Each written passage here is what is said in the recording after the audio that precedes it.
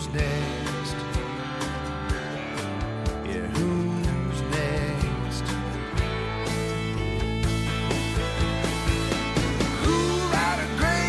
Welcome to the C.L.I.M.B. This is a show dedicated to helping singers, songwriters, and indie artists like you create leverage in the music business. We want you to win, and this podcast exists to help you figure out ways to navigate yourself through the rough waters of this music industry. The C.L.I.M.B means C.L.I.M.B, creating leverage in the music business. That's how clever we are with the writing. I want to introduce you to my co-host, Brent Baxter. Brent is an award-winning hit songwriter with cuts by Alan Jackson, Randy Travis, Lady Antebellum, Joe Nichols, and more. And Brent also helps songwriters turn pro by teaching the art, the craft, and the business of songwriting. And you can find Brent at songwritingpro.com. Once again, that's songwritingpro.com. And I would like to introduce you to my co-host, Johnny Dwinell. Johnny owns Daredevil Production. It's an innovative artist development company. They help you find your sound, and they help you find your audience. Not only do they develop and improve your artistry, they also grow and monetize your fan base, creating, fingers together like I'm making money, cash flow. Cha-ching, cha-ching, cha-ching. Daredevil has worked with multi-platinum artists like Colin Ray, Tracy Lawrence, Ty Herndon, and Andy Griggs, just to name a few. You can find Johnny, not at Netflix, not that Daredevil. You can find him at daredevilproduction.com. That's production, singular, no S. Why? Because, ladies and gentlemen, there is only one Uno, Johnny Dwinell. Uno. How are you, Brent? I'm good, man. I'm getting a little punchy. I know, it's late tonight, man. It's getting hard to read. But, hey, first of all, once again, we are just blowing up on the downloads. Like, I'm really, I can't even believe, seriously. And we, meaning you, the listener.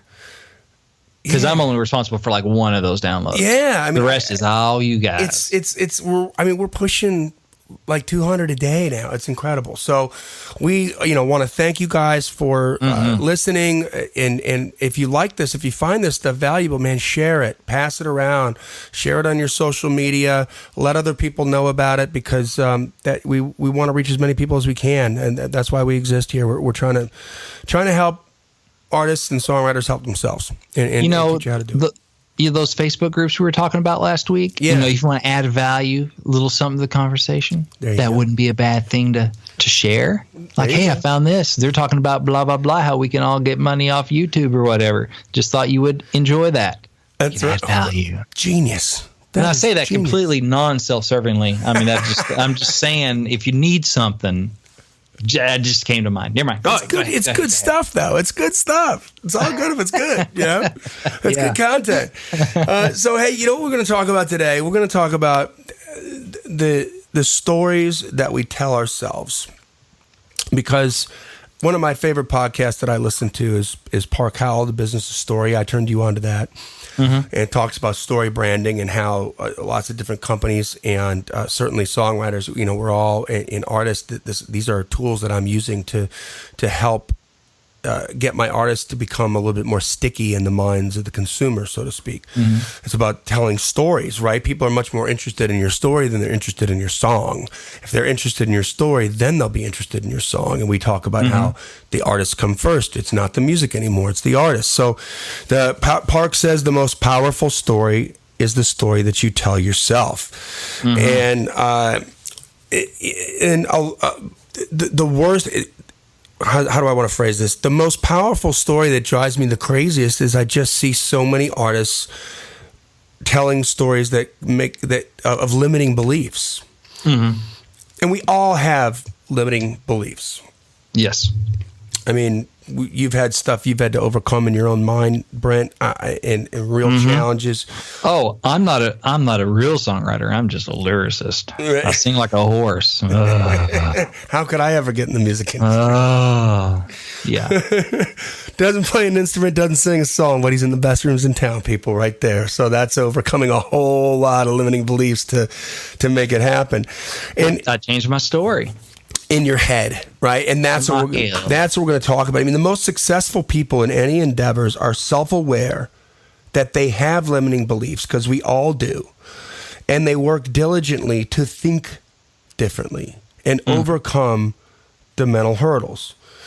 And just like you said, Brent, very astutely, they change the stories that they tell themselves. So, limiting beliefs means that deep down inside, you don't truly feel like you should be successful, or you don't know how to do it, or you're conflicted because subconsciously the idea of making a living doing what you love is rubbing up against some serious emotional or mental anchors.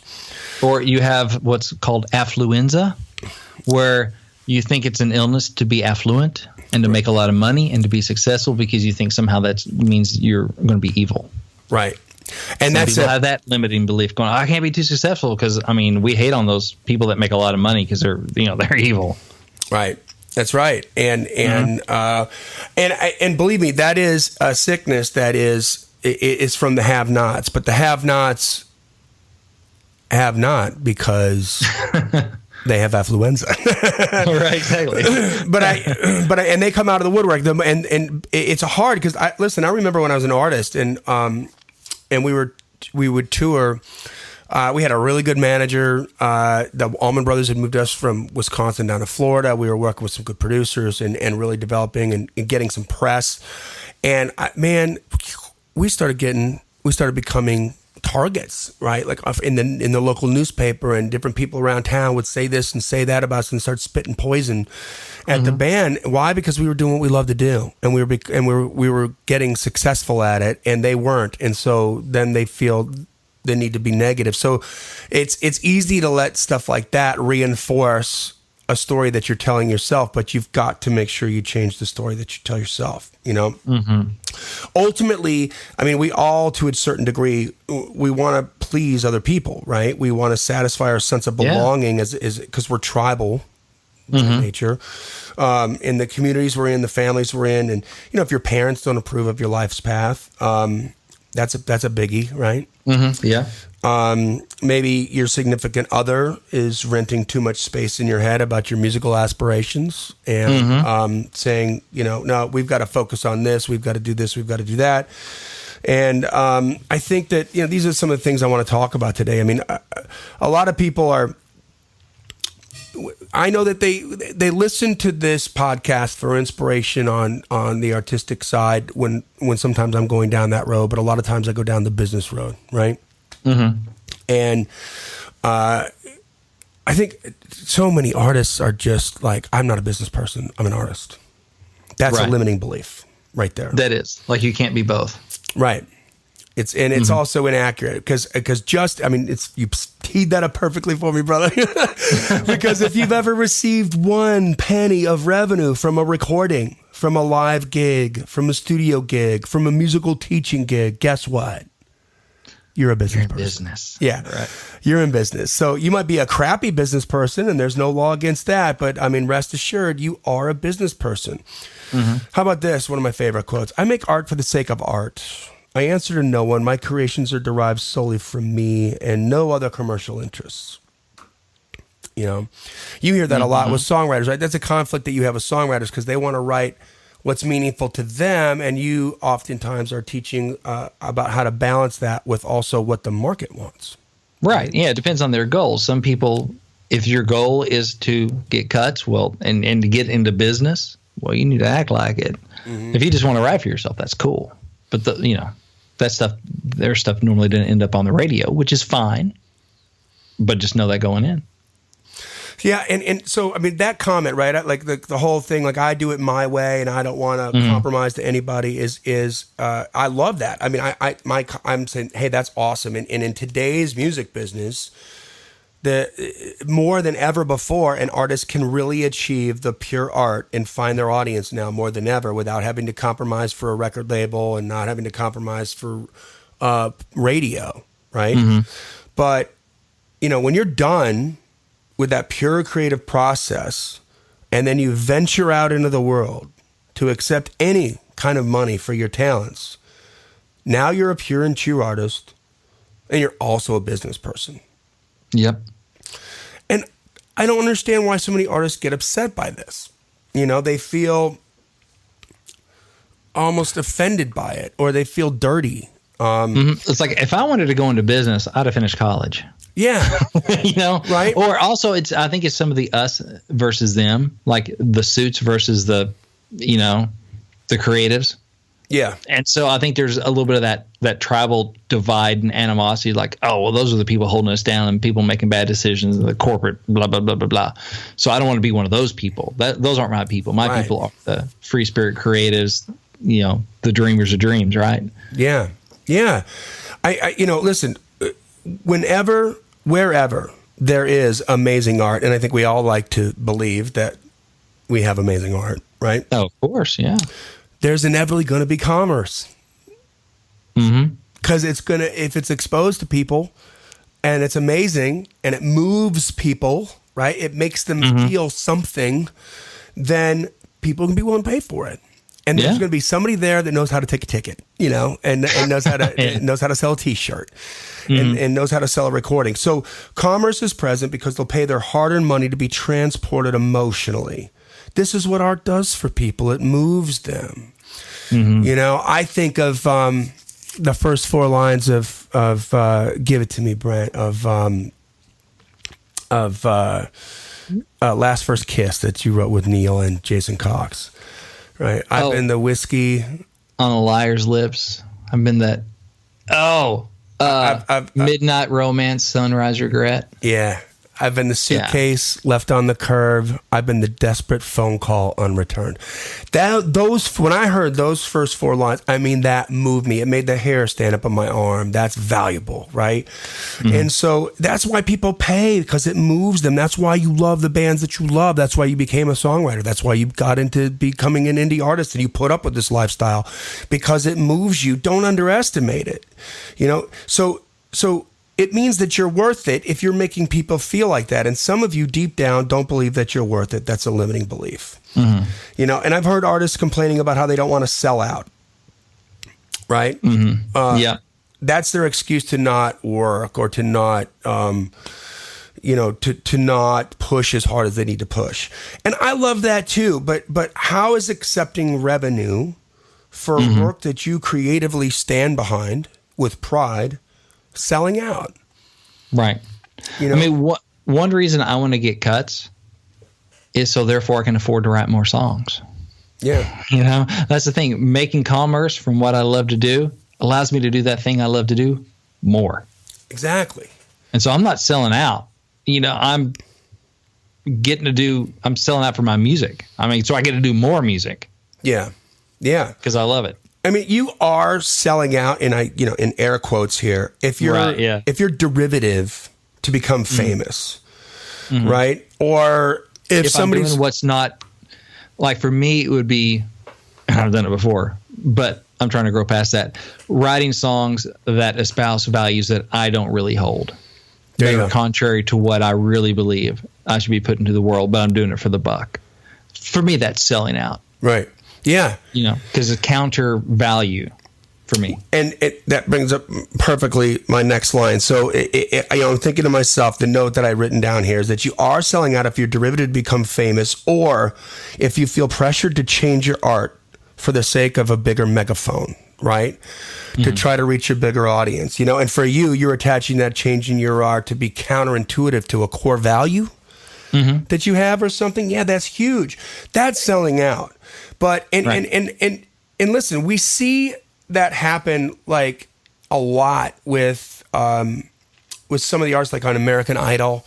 When they get in there a little bit too quick and they start to get all the notoriety, but they don't really know who they are yet as artists, and they're not resolute in their lane, and therefore they are doing stuff that they really wouldn't normally do, right? Like singing about stuff, a format like a great story on this is Sheryl Crow, who a lot of people don't know this, but her first record was not Tuesday Night Music Club. It was a record that you'll never hear. It was a pop record. And the A&M paid for it. Herb Alpert signed her to a deal. They had the record all done in the can, and they're ready to wind up the marketing machine. And she freaked out because she was like, this isn't me. Right? She had a come to Jesus moment where she was like, this is not my lane. This is not who I am. And told him she wouldn't put the record out. And of course, they flipped, started to sue her. She's got her big dream, her big first record deal, and she just completely screwed it up and went into like a 6-month depression, which is how Tuesday Night Music Club was born. But it was slick pop, and she found out through adversity who she was as an artist, and then had the balls to put her foot down and say, I'm not doing it, and got sued and all this stuff, and then made up for it with Tuesday Night Music Club. God bless her. But most people wouldn't do that. They wouldn't have the backbone, to the mental constitution to make that happen. So, right there, that limiting belief wasn't like, I'm going to have my hat in my hand, I'm just going to go down this road and be something that I'm not, to not sell out. But But this is what we're talking about here. So, making money on your art is not selling out. It's selling tickets, it's selling merch, it's selling music. And that's the difference, The mental hurdles are stories that we tell ourselves to give ourselves permission to wait, to lose the dream. Yeah. To not be successful as we could be on our dream, right? To keep it as a hobby when it could actually be a way of living. If you didn't keep getting in your own way, right? I'll tell you one limiting belief is, somebody has to make it happen for me. I have to be discovered. Somebody has to open the golden door and give me the golden ticket, kind of thing. And I actually heard this great quote by Ayn Rand the other day, and it was something like, the question is not who's going to let me. The question is who's going to stop me. Love that. Yeah, I knew you would. I love that. Yeah. Absolutely. And that's a difference in the story you tell yourself. Instead of going, you know what, who's going to make my dream happen for me? In this world, if you've listened to our podcast, you have a lot of power in your hands. You switch that thinking to, no, who's going to stop me? I'm going to go out and do it. One leads you to be passive, wait around, hope to get discovered, not do as much. The other leads you to action and positive motion, and you're more likely to have the good things happen then. And then you have that whole positive thing happen, and the law of attraction starts to come in, and more opportunities come your way. And so I want to remind a couple artists about some things here. Are there artists who somehow fell into like the big ugly music business machine, ended up putting on the proverbial dancing chicken suit to please the powers that be, just so they could be famous? Yes, Milli Vanilli comes to mind. But are there artists who, back in the old music industry, when you had to please the record label and then you had to please radio, somehow got away with completely genuine creations despite all that art by committee? The Allman Brothers come to mind. They did it their way, man. Is that are you Milli Vanilli? No. Are you the Allman Brothers? No. You're not. So what the hell are you thinking? So it's all, everything in your head is all made up. It's all made up. Everything that you know is all made up. It's made up from scratch, from fear, from your parents, your siblings, your bandmates, your significant others, your upbringing. It's all made up. Every story about politics, religion, success, money, love, music, business, selling, health, nutrition, all made up. Right or wrong, effective or toxic, these stories in your head are made up. Quote unquote, I'm a creative. Sales are beneath me. You probably don't get many sales in. Yeah, good luck with that story. I mean, if you have any friends that are in a major label record, ask them how cool it is to be a major label artist and not ever have to sell. Yeah. And then, I want to see the look they give you. He'll laugh you right out of the room, right? What do you think radio tour is? That's selling like you can't believe. It sounds like it's a really fun interview on the radio, and from your perspective as a listener, when they're there and they play a song and it's real exciting and you're in this market and you're doing that, but you know what you don't find out about? Remember, was it Kelly Brannon on her podcast was talking about, then after that, I'm going bowling with them, because why? Because I want them to like me. I want the DJs to like me and the program director to like me. Why? So they'll spin my song. Right. She's selling herself. And that is selling, you know. You're selling your music to program directors. You're selling yourself to get them to like you. Every gig, you're selling yourself to the audience, but you're selling hopefully good art, right? Yeah. How about this one? I hate the way salespeople make me feel, so I'm not going to sell myself. My music is amazing. It'll find an audience, you know? That's like me saying, I don't like the way you sounded on the very first day you picked up a guitar, so I'm not ever going to listen to your music again, right? I mean, think about Justin Bieber, love him or hate him. Think about Justin Bieber on the very first 5 videos he put out. He was this cute little kid singing, sometimes out of key, dancing around, whatever, but people loved him, man. But now he's a freaking rock star. He's a millionaire, you know? Again, you don't have to like it, but he just did it. He just went out and figured out a way, right? And so I remember this, that nobody likes to be sold, but everybody wants to do commerce, right? Think about, when you think about sales, when I think about talking to artists, I start talking to artists about sales and selling and stuff, and they go, and they start to feel greasy and gross, and they're just like, I don't know. And you know what they start to think about? They start to think about like used car salesmen, right? Yeah. They start to think about like infomercials or something, and which are effective, by the way, not for nothing. That's why they've been on for 40 freaking years. But the thing is what about other commerce? Like, you know, how do you feel when you go to the bar and sit down and have a cocktail and you hand money over and the bartender knows your drink? You know, I mean, that's commerce right there. Is he a salesman? No. You know, I mean, it's you know, when you go buy groceries, when you go to get that stomp box you want to get for your guitar, when you go to you know, when you go to get some brand new guitar, some brand new piece of equipment, that nobody's selling you on that. That's commerce. That's, you're happy to take it. When you feel guilty or maybe even embarrassed about people liking your art, that's a limiting belief. You know? And I had it. As an artist, I got checked hard into the glass by our manager, Barbara, when, because we would go out and work the room, and, you know, girls would come up and, you know, hey, oh my God, love you guys, you're great. Will you sign my shirt? And it was, this is going to be hard for you to believe, but it was a little bit embarrassing to me. I'm like, what do you want my freaking signature for? I'm not a rock star. I'm not John Bon Jovi, you know. Right. And I wouldn't be rude about it, but you know what I didn't do? She saw me one time not sign a shirt, and dragged me literally by my ear, long-haired Johnny, by my ear into the dressing room. And she's like 5'2", this little 5'2" Jewish girl, you know. What is wrong with you? Like, do you realize how badly you just offended those 2 girls? I'm like, you got to be what? I was totally nice to them. They wanted you to sign this, like, you know what I mean? That's a limiting belief that I had. And that learn you weren't worthy of it, that you shouldn't accept it, that, Exactly. And it was a little embarrassing, and it's okay to be embarrassed, and it's okay to be sort of, you know, self-deprecating. But at the same time, they came over there for a reason, you know? They liked what I did, and they wanted an autograph. Also, the limiting belief was it was about you. Yeah. You weren't thinking enough about them. What's going to make them happy? It's going to make them happy to sign a shirt. I'm uncomfortable with it, but whatever. It ain't about me. Exactly. So another good example, dated a girl way back then that used to date like a big rock star, right?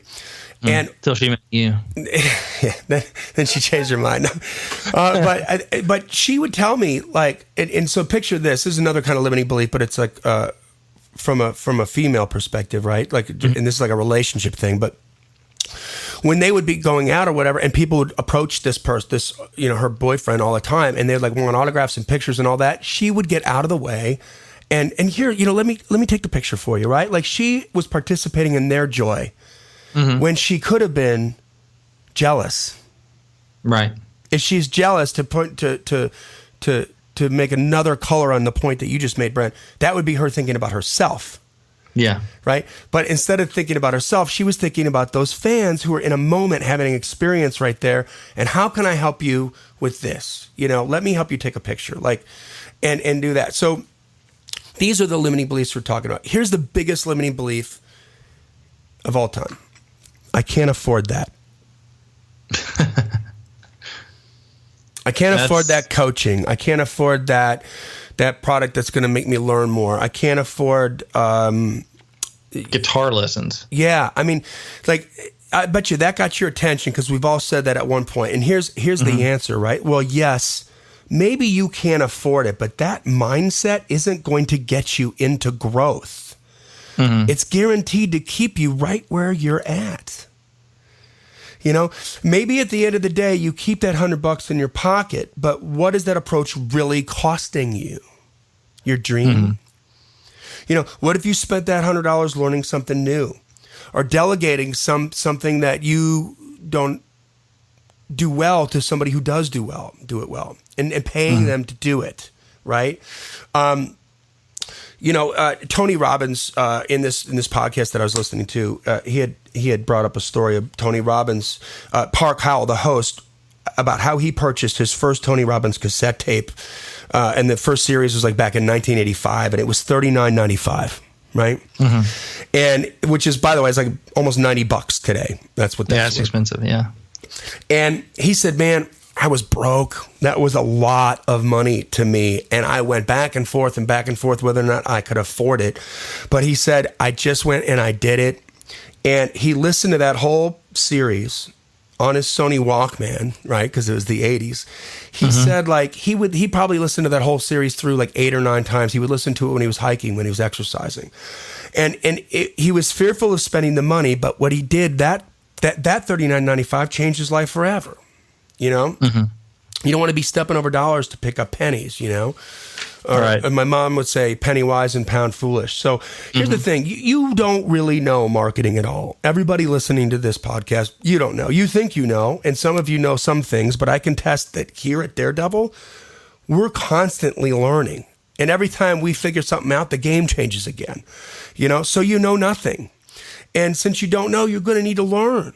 And it means you're going to have to learn it. You're going to have to do it yourself. You're going to have to pay somebody to do it, or you're going to have to learn how to do it yourself. And so you're going to have to, go get yourself an education, webinars, conferences, books that are out there. I've got a stack of books on my desk. Every time I get, a new client, I reward myself with a couple new books that I have to read, And my gosh, if you can't afford it, if you think you can't, first of all, the question should be, how can I afford that? Right.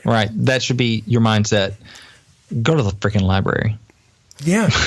What's it going to take? Like, what am I going to take to, I don't have time, right? There's another one. But you play basketball. You're in a basketball league. You're in a baseball league. You're in a soccer league. You keep up with Game of Thrones. Yeah. You spend, exactly. Like, there's plenty of time, believe me, to make that happen. So, choices like this require spending some time, which is the most valuable asset that you have, and money on either a staff or education. And if you don't have the knowledge, the wisdom, the experience, or the skills, or the perspective to execute an effective marketing plan for your music project, where are these missing pieces going to come from? Ask yourself that. What if you told yourself a different story? What if you told yourself a story where what would you have to do to be able to afford the education that you so desperately need, right? So since all the stories in our heads are made up, and the ones that a lot of us have in our heads aren't working for us right now, and we all have different versions of that, I promise, there's nobody out there that doesn't, then why not just make up some new stories? It's just as simple as that, I had the. I want to tell a quick story. I had the choice, and we talked about it a little bit earlier when the songwriting bug first hit me. All right, so I've been writing, bad poetry, short stories, that kind of stuff, and then my buddy Tim Meitzen put a lyric. I thought it was a poem, but it was set up like a lyric. He put a melody to it, and I'd written my first song with my buddy Tim, and I was hooked. But like I said, I sing like a horse. I know some chords on guitar, but the music side of it, melody, is not my gifting. My gifting is words, and I love that. So I had a choice early on to go, once I started getting the dream of becoming a pro songwriter. Can I do it? Can I not? Gosh, I don't play and sing. I'm not like those people up at the Bluebird going to get up and play my songs. But I had a choice to make, and I changed the story. No. I'm not a guitar playing, singing, songwriting person. I'm a lyricist and I'm a specialist. And going, I'm a specialist is a lot better on your mindset than saying, I'm limited. I'm half a songwriter. No, I'm a specialist. Yeah. You need this, you come to me. And that made a lot of difference in confidence. And when you can, it's the difference between saying, oh, I'm only a lyricist. And saying, no, I'm a lyricist. You need this, you come to me. Yeah. You need melody, don't come to me. That's cool. Yep. But if you need this, I'm your guy. I'm a specialist. Yeah. And that made a huge difference in my career. And how many artists out there right now have limiting beliefs about like their vocal ability, right? Mm-hmm. Have limiting beliefs about their musicianship, have limiting beliefs about a million different things that aren't perfect about your art, mm-hmm. right? Well, I mean, the same situation, Brent. On my first tour, we in the Idols, I was a guitar player. We had a singer who sang like an angel, like Jeff mm-hmm. Tate stuff, real high. We were covering Judas Priest, Queensryche, Iron Maiden. I mean, that was the stuff we could do because he would nail that, like in full tone, like not the weak crappy. Like he was a monster, right? Mm-hmm. And he'd always say, Johnny, you can't sing. Don't sing, because I was terrible at harmony. I didn't know how to sing harmony. And so I started developing I had a story in my head, like I can't sing. Mm-hmm. So I'm just going to play guitar. Well, time went on and that tour ended and we fired that singer because he was a horrible front person. And mm-hmm. I could just, the entertainment factor in me, like there's so many times that I just wanted to grab the mic from him and get the audience pumped because he didn't have the ability to do it. Like he couldn't connect those dots. It drove me crazy. Mm-hmm. So when we fired him, I went back to the band and said, I know y'all think I can't sing, but I damn sure can entertain. And I'm going to be the singer in the band, with or without you. What do you want to do? And everybody's like, we're with you. And you know what? Mm-hmm. That's the band that went down to Florida. That was Kid Gypsy. That's the band that got to Warner Brothers. And did I have like 30% of the vocal ability that singer had? No. But I sang just good enough to not turn people off in the clubs, but the show was so freaking awesome, right? That's mm-hmm. why people came. So my strengths were over here, not over here. So what? Let's just figure out what we got and let's work with what we got and not worry about what we don't have. Right. Get rid of the limiting beliefs. Tell that different story, you guys, and you're gonna win. You're gonna start winning. Okay. So that is what we got to say here today. That brings us to the end of another awesome episode of the C.L.I.M.B. And by the way, if you want to check out kind of how Daredevil structures the business around our artists, go to howtomarketyourmusic.com. There's a free video there. It's 1 hour long. And it breaks down the philosophy of what we're doing, the value of a contact, how we make all that stuff happen, and how we approach it. And it's a very informative video just on its own. And I mean, complete transparency. It sets up a product that we do sell. It's very affordable, but it's over like 6.5 hours of education on all the tools and all the strategies we use for the social media platforms, for Twitter, Instagram, Facebook, and YouTube, and how we grow our artists' profiles on each of those platforms. So real good stuff. You have lifetime access to it when you get there, so you can just learn one and then go back and take the next one and master that. And then, next thing you know, 6 months from now, you're going to be growing your numbers and engaging with more people than you've ever engaged with before. So, but listen, that's why we're here. This podcast exists because we want you to win, guys. So with that, we'll say keep on climbing.